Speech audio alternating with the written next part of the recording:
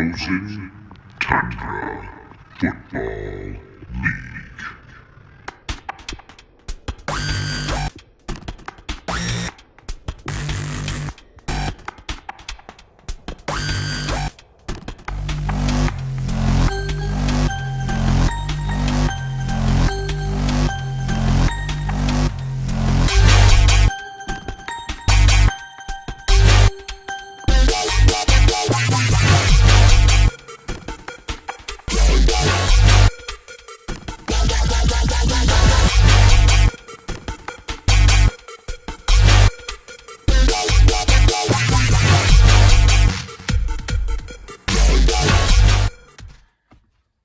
Well, hi there, everybody. I know what you're thinking. What happened to the update and where is Brett? Now, Brett is on the road this week. He's out of town. He did ask me to do him a favor and do the update for him. Now, I apologize in advance. I am not very camera friendly. I stopped at my favorite restaurant, the Culver's, and the chicken tenders. They are absolutely fantastic, just delicious. And I had my Sierra Mist, and I wanted to take a sip while I was driving, and I took the straw right in the eye. I hope in a couple days I'm going to be fine. I have put the Sierra Mist in my favorite mug here that we're working on now, and I did pull over because I figured, well, I probably shouldn't try to eat, drive, and do the update all at the same time. So I think I do have Brett's notes. He sent them along. Welcome everybody to the longest running weekly episodic fantasy football show, the FTFL weekly update. And all right, so it says here, it appears there was a bit of a question as to how good the North really was. I mean, everyone was 2-3 coming into this week. The South was really kind of getting jibber-jabberish with all of their talking. Yeah, wouldn't you look at that? The North took 3 out of 2. So maybe, just maybe, the North is the better division. Now, with that being said, there are still a couple teams that aren't really enjoying the festivities, if you will. 2 teams that are still kind of looking for that elusive third victory. Adam Saltmarsh and Andy both started out at 2-0 and have since lost 4 in a row. Man, I wish you could taste this chicken tender, maybe help cheer you up a little bit. For Andy, he just can't quite seem to pick the right quarterback. For Adam, I mean, there's a long list of problems, but it really comes down to them running backs and just his inability still to keep scoring points. This year also, no Deesum, and so Brett was probably thinking, well, thank goodness he's finally gone. And you're right, because, of course, Brett won. He beat Deesum's replacement. Of course, if you remember, Ryan Deesum quit fantasy football. And so, yeah, his replacement, Peter, this week did take an L at the hands of Brett. Super exciting news here. We got our first piece of fan mail of the 2021 season. We're going to read that a little bit later on in the show. And Brett wanted to make note that if he was at the end of the year going to hand out a GM of the Year award, the front runner would probably be Eric. I mean, right now, 3 of the top 20 players in the NFL are not. Wait. 3 of the top 20 players in fantasy in our league are not quarterbacks. Derrick Henry, Tyreek Hill, and Cooper Kupp. And 2 of those people on our Eric's team, and of course, one of them is a team that Eric traded for, of course, Derrick Henry of the Mana. Well, actually, I think that's the way he says you have to say that. Mana, 4-time Lucky Pant, belt-stealing champ Mana. He gave up Derrick Henry. So Eric right now is 3-3, most points scored, most points against. He really seems to be humming it along as we go here. Speaking of humming along, I'm having a bite of the chicken tender. Oh, that's so good. Delicious. Speaking of Jeff, his game is up. Coming in at 2-3, taking on the radioactive monkeys at 2-3. Oh, hang on. Wash this down with some Sierra Mist. That's good. Hope my eye gets better.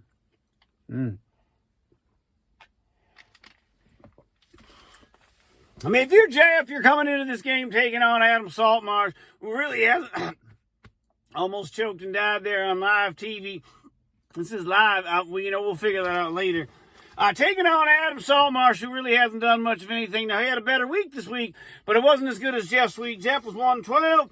Adam Saltmarsh, 85.5. Jalen Hurts, 24 points for Jeff. His quarterback, of course, he did ship off Justin Herbert, who didn't play quite as good this week as he has been playing. Put a lot of faith in Jalen Hurts. And the other quarterback he traded for was Jameis Winston. See you later. Bye-bye. He's gone now. Jonathan Taylor, 22.5 points. Henry Ruggs, 17.5. Alex Collins in a replacement role for Chris Carson, 12.5. I'm sure Jeff is excited to see that and probably hopes to have more of that. Now, Jalen Waddle, 21 points on the bench. It says that it's probably going to be Jeff's rookie keeper. And I'm supposed to make note, after Jeff being able to get his Chubb back up and running last week, it appears that he worked it so damn hard that it's now hurt again. I am not entirely sure when we'll see Jeff's Chubb, and if it's between you and I really don't ever need to see it again. Wait, that maybe sounds like I haven't seen it in the first place. If that's true, you know what? I'm gonna. There's a note here on the side about Jonathan Taylor and Derrick Henry. Derrick Henry, the beast. We've been talking about him, dating back to his last 11 games. Last week Brett was talking about Jonathan Taylor and maybe he owed Jeff an apology. Oh my goodness, I knocked over my chicken tenders. I got them. All right, we're good. The last 11 games, Jonathan Taylor, 188.5. Derrick Henry, 182. Maybe, just maybe, again, Jeff wasn't on something. Maybe he was on to something, and on to a win is what he was really on. If you're Adam, you had a better week. It just wasn't good enough. Kyler, what does it say here? Stupid Face Junior Murray, whatever that, I don't know what that means. Had 28 points. Stephon Diggs had 14.5. KJ Osborne, something named KJ Osborne, had 13 points. And Daniel Carson had 12. Miles Sanders had 5. And Marlon Mack had 0. That is 35 running back points to date by Adam Saltmarsh, the starters. 31 running backs in the league have at least 36 points. Now, that's one better than the last time, so maybe things are getting better. However, it is not Adam Saltmarsh's record. That still now falls to 2-4. All right, next up, the Pack Attack coming in at 2-3, taking on Team Linkowitz at first place. Team Linkowitz at 2-3. The Pack Attack continued to score piles of points, 128 to Linkowitz's 91. We've talked about Derrick Henry. He's a beast, 33 points. Cooper Kupp, 24.5. Really the steal of the draft at this point. Leonard Fournette, man, they keep giving him the ball. I think Eric is going to be real pleased. Speaking of pleased, I think it's time for... I am not having that. No, I'm like that on my head. Fine. It's okay. It's okay. I got other shirts that are, this is not my nicest one, so it'll be okay. Again, these are really just, can't even talk. I just want to enjoy it. Yeah. That's good. Greg Zierlein, 13 points for Linkowitz. Joe Mixon led the way with 22.5. DeAndre Hopkins, 15.5. DeAndre Swift. We got DeAndre's all over the place on John's team, 12.5. Now, again, since I know, was watching the show last week, that fake Jeff's voice was calling for that chart about, well, the trade, what about the trade? If we're going to go off of, I got to turn my light back on here. Hold on, my lights are off. You can kind of still see me a little bit, I think. I mean, just kind of hold on here. I got to turn my truck back on. I find the keys. Let's see here. Oh, there we go. And, I think for the time being, let's see if it stays on. Now we got the radio going. It's just all sorts of good stuff in here. I promise, folks, I am not driving while I'm enjoying my chicken tenders and doing it. DeAndre Hopkins, James Conner, and Justin Herbert, of course, the players that John traded for, amassed 28 points this week. Jeff's players that he got, Jameis Winston, of course, ain't even on the team anymore. Let me turn this on. And Jonathan Taylor and Will Fuller, who I still believe is on the IR, only amassed 22.5 points. So by my math, which of course we know I am very good with numbers, that's 2 weeks for John with this trade. That's 0 weeks for Jeff. No, Jeff has won. But, strictly point speaking, John is making out on the better end of this. On Jeff's end, I'm not entirely sure, but it's maybe neither here nor there. All right, next up, the Architect at 2-2, taking on the Mixing Cocktails at 2-3. Andy, again, out to that 2-0 start, has yet to find a victory and will not this week. 87 for Matt, 80.5 for Andy. Matt reaping the benefits of that trade for the other Matt, Stafford, 28 points. James Robinson, and what is this thing about the hot tub filler? What is that? You know, he had 13.5 points. Bass, Rick Bass, Joey Bass, Nick Bass, whatever that Bass kid's name is in Buffalo, he kicked him basically to victory on Monday night. Terry McLaurin only had 2 points. He had 40.5 points in 2 weeks. In the other 4 weeks combined, he is sitting at 18. There's a lot of boom and bust in the wide receiver realm. I think that probably comes down to, well, you know, I mean, it's a touchdown-dependent thing. What is this last little thing here? Outscore. Oh, his bench almost outscored his starters. Not that it mattered because he had enough to beat Andy. If you're Andy, 30.5 from C.D. Lamb. That's creeping up on half your points this week. Aaron Jones, 14. Lamar and Kelsey both chipped in 10. But Prescott on the bench with 30. Andy is 2-4. In his could-have-won total, that column thing on the website there, he could have won all 4 of those games. Probably if he'd have picked the right quarterback, that seems to be where he is struggling. All right, so now before we get to the last couple games, we're going to read some fan mail that Brett got. You know, he loves when people send him fan mail. It's one of his favorite things here. And I'm going to go ahead and read now what it says. It says, "Howdy, Brett." Well, I'm not Brett, but you get the gist of this. It says, "I've been a fan of your show for a long time. I was scared when I moved to Dallas I wouldn't get to watch it, but I found it on local channel 20, the El Nino. That sounds pretty cool. I saw the owner of the Cutting Muffins. I think it was Cutting Muffins, but you know, that's why pick nits? Why pick nits? Quit the FTFL. What was his name? Brian or something? Anyway, just wondering your thoughts on the new guy taking over his team, what you thought of his draft, and what's your take on the new dynamic of the league. Sounds like he was throwing lots of trash early on. Plus, starting the season off 4-2, he's quickly making us forget that Byron guy was even in the league. Keep up the solid work, my friend. If you were ever in New York and bump into my buddy Zach, tell him I said, what up? Ryan S. from Dallas, Texas." Well, I'll tell you what, Ryan S., I appreciate you calling, you emailing in. Brett, of course, loves the fan mail. Yeah, you're right. You know, Ryan, not Brian, not Byron. Ryan did quit. He's kind of a quitter like that. I guess the struggles of managing a fake football team were just too much for him, and that's neither here nor there. Now, the new guy, yeah, I remember back, you know, Brett talked about how the draft, and he was real mouthy and kind of giving, you know, jabbing. And really, let's be clear, we all are pretty mouthy when it comes to that kind of stuff, so it's fine and well, but he did draft a lot of young players. And I looked at his roster earlier today and I thought, man, there's a roster that is on the starting lineup in really good shape. But, of course, depth-wise, he is going to find himself with a wee bit of problems. I think Brett gets into that a little bit more in his notes. Again, I appreciate the fan mail. Thank you very much for that. And now onwards to another bite of my chicken tender. Oh, that's really good. There's some Sierra Mist in here. Mm-hmm. Yeah, all right. Craig America at 4-1, taking on the Liquid Schwartz at 2-3. First place, Liquid Schwartz at 2-3. Sid has really been kind of, again, talk about jibber jabber. That man has been running his mouth about how good things are. Maybe he should focus on his team. Maybe he shouldn't try to be all the neat and trendy with Mr. Taylor Heineke and all these other players, because it got his Heine whipped by Adam, 117.5 to 61.5. If you're Swart, Josh Allen had 26. Adam Thielen had 19.5. Najee had 17. Rams defense 16. Mike Williams had 1 point. Of course, last week he blew it up for 35. He has 89 points in 4 weeks. The other 2 weeks, he has 1.5 points. It is big time boom or bust for Mike. Didn't matter. There were plenty of points to be found in his starting lineup. If you're Sid, your highest score was your kicker, Justin Tucker. Now, Justin Tucker is a really, you got to be careful how you say that. You don't want to make him saying inappropriate things, especially around younger years.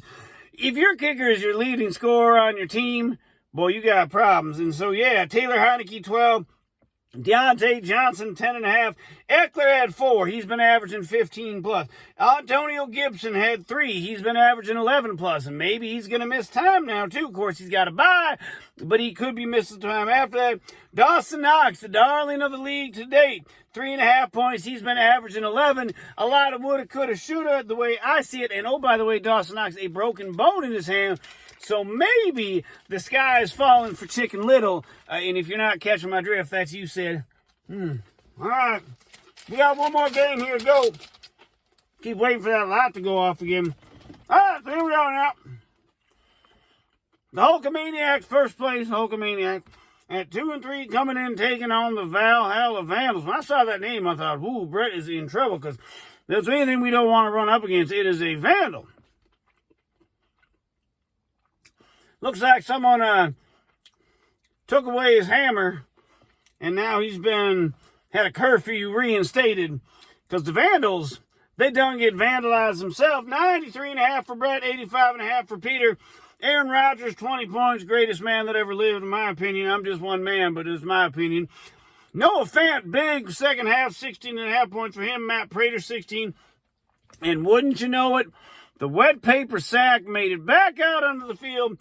15 points in a winning effort. DK only had 5. It was a rough night for Seattle, but in the end, it didn't matter. If you're Peter, 20 points for Patrick Mahomes. Darrell Henderson, 19. Tyreek Hill, 14.5. Seems week in and week out. It's Mahomes and Hill. And can the rest of the people add in this week? Not quite enough. Now, Kareem Hunt, who benefited from Jeff just working the Chubb too hard. Well, Jeff must have worked that Chubb so dang hard, he even knocked Kareem Hunt smooth out of action as well. He's going to be missing time, and let me tell you what, you look at Peter's roster, he is lacking all sorts of depth. Who's going to fill in for Kareem Hunt? Is it going to be Trey Sermon? Is it going to be Michael Carter? Is it going to be Tyson Williams? It's got to be one of them, or someone on the waiver wire, which I can't imagine who's even around for that kind of stuff. And oh, by the way, you have not 1, you have not 2, but you have 3 tight ends on your roster, and not a single one of them is completely healthy. So, I mean, you have got 4-2, but I kind of think smoke and mirrors if you're asking me. All right, well, we're going to go ahead and wrap this thing up, put a bow on it. Stud the dud and the decent stud of the week. This one's easy. Derrick Henry, I mean, he is an absolute just beast. If the aliens were to come to Earth, I think I would send Derrick Henry to face them, because he might give us our best chance of survival. And speaking of aliens, I have other stories about times they have been to Earth. Maybe that's for a different show. Dud of the week, Tyler Lockett. 48 points in his first 2 weeks. Over his last 4 weeks, he's had 13.5. He has completely disappeared, and Andy is suffering because of it. The decent award, I got to go with Andy. He just can't quite seem to pick the right quarterback, which would be the definition of being not able to run a successful fantasy football team. This week's reason why Adam Swartz should win the what? Why would you have to give Adam Swartz the decent? He's in first place at 3-3. That's silly. We ain't gonna do that kind of stuff. In fact, Adam Swartz, I'm gonna save this shit. Well, you know what? Brett said you don't eat meat, so I'm gonna go ahead and I gotta finish this one up on my own. Next up, we got week 7. Gonna be the Valhalla Vandals coming fresh off a loss of 4-2, taking on the Architect of 4-2 for first place in the South. Craymerk at 4-2, taking on the Pack Attack at 3-3. And Pack Attack, arguably the greatest team in the league right now, even though the record doesn't put him in first. Maybe after this week he'll have it, well, be a little bit closer. Manah, 4-time Lucky Pants, belt-stealing champ. Manah coming in at 3-3, taking on Liquid Schwartz at 3-3. Hulkamaniacs also at 3-3, taking on the Monkeys, who are looking for win number 3 at 2-4. And lastly, but certainly not leastly, the light went out. It's almost time to go here, folks. Oh, a little bit dark. The Mixing Cocktails at 2-4, taking on Team Linkowitz at 2-4 as well. You know what? I sure hope y'all enjoyed this. I sure had fun with it. I hope Brett is back. He should be back next week. We should have a full show for you. But until then, man, I got to get back on the road, and I got to get driving. And, now the light's out. I can't find my chicken tender. All right, well, folks, we'll see y'all next time. Peace! Listen, this perfectly good explanation. I'm going to be out of town. I wasn't going to be able to make the meetup. I know.